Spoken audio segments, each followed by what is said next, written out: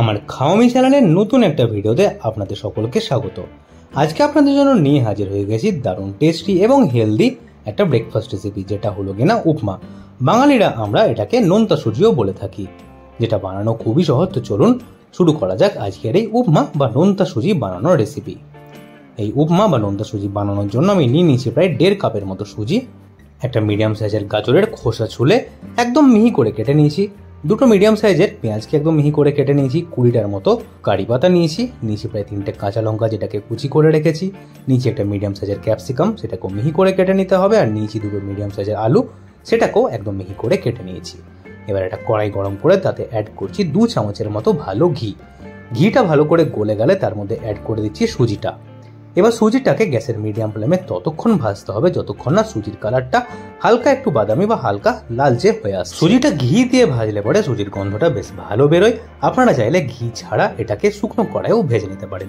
সুজির কালারটা ঠিক যখন এরকম হয়ে আসবে তখন সুজিটাকে একটা প্লেটের মধ্যে সাইড করে রেখে নিচ্ছি। তারপরে কড়াই দিচ্ছি 4 চামচের মতো সাদা তেল। তেল গরম হয়ে গেলে দিয়ে দিলাম তার মধ্যে 1/2 চামচের মতো কালো সরষে, কাঁচা লঙ্কা কুচি, পেঁয়াজ কুচি, তার সাথে অ্যাড করে দিলাম কারি পাতাটা। ভালো করে মিশিয়ে পরে এবার 3 থেকে 4 মিনিট মিডিয়াম ফ্লেমে সবগুলোকে ভেজে নিচ্ছি। 3 থেকে 4 মিনিট পর এবারে অ্যাড করে দিলাম গাজর কুচি আর আলু কুচিটা।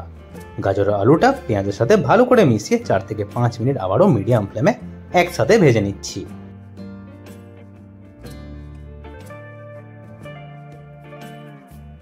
তারপরে সবজির অনুপাতে 1/2 চামচের মতো নুন অ্যাড করে সবজির সাথে ভালো করে নুনটাকে মিশিয়ে নিতে হবে। সবজির সাথে এই মুহূর্তে নুনটাকে দিয়ে দিলে পরে সবজিগুলো খুব তাড়াতাড়ি সেদ্ধ হয়ে যাবে।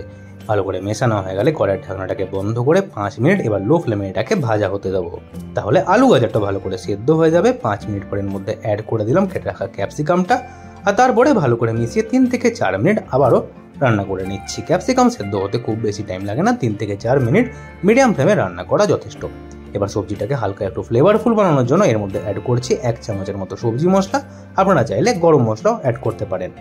ভালো করে আরেকবার মিশিয়ে নিচ্ছি আর 1 মিনিট লো ফ্লেমে রান্না করে নিচ্ছি।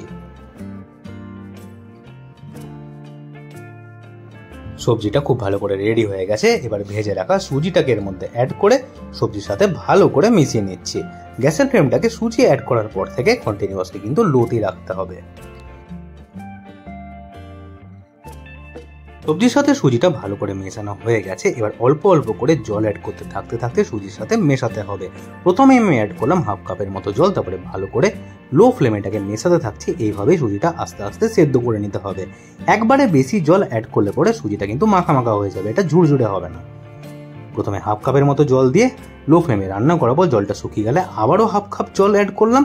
তারপরে একই রকম ভাবে মেশাতে থাকতে থাকতে লো ফ্লেমে এটাকে রান্না করতে হবে। কন্টিনিউয়াসলি নাড়াতে থাকবেন, না হলে সুজিটা নিচে জমাট বাঁধতে শুরু করবে।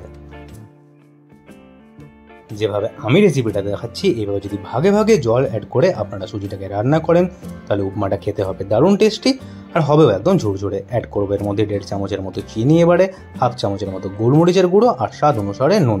একই সাথে অ্যাড করে দিচ্ছি আরও 1/2 কাপের মতো জল। তাহলে সুজিটা যেটুকু সেদ্ধ হতে বাকি আছে সেটাও সেদ্ধ হয়ে যাবে আর নুন, চিনি, গোলমরিচের গুঁড়োটা সুজির সাথে ভালো করে মিশেও যাবে। একই রকম ভাবে লো ফ্লেমে সুজিটাকে নাড়াতে থাকতে হবে কন্টিনিউয়াসলি। 1.5 কাপ সুজির উপমা বানানোর জন্য আমি এখানে টোটাল 1.5 কাপের মতোই জল ইউজ করেছি। আপনারা একবার অবশ্যই রান্নাটা করতে করতে সুজির সেদ্ধটা চেক করে নেবেন। সকালে জল খাবার বা ছোটদের স্কুলের টিফিনের জন্য এই সুজির উপমা বা নোনতা সুজি একদম একটা পারফেক্ট রেসিপি। আর খুব সহজে বাড়িতে থাকা সবজি দিয়ে এই রেসিপিটা আপনারা বানিয়ে নিতে পারবেন। আজকের এই দারুণ স্বাদের উপমা একদম খাবার জন্য রেডি হয়ে গেল। রেসিপিটা আপনাদের কেমন লাগলো সেটা কমেন্ট করে জানাবেন। রেসিপিটা ভালো লাগলে ভিডিওটা লাইক করে দেবেন, রেসিপিটা সবার সাথে শেয়ার করে দেবেন।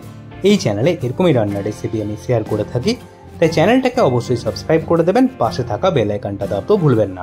তাহলে বন্ধুরা আজকে এই পর্যন্তই, দেখা হবে আমার নতুন একটা কুকিং ব্লগের সাথে। অসংখ্য ধন্যবাদ আজকের এই ভিডিওটা দেখার জন্য।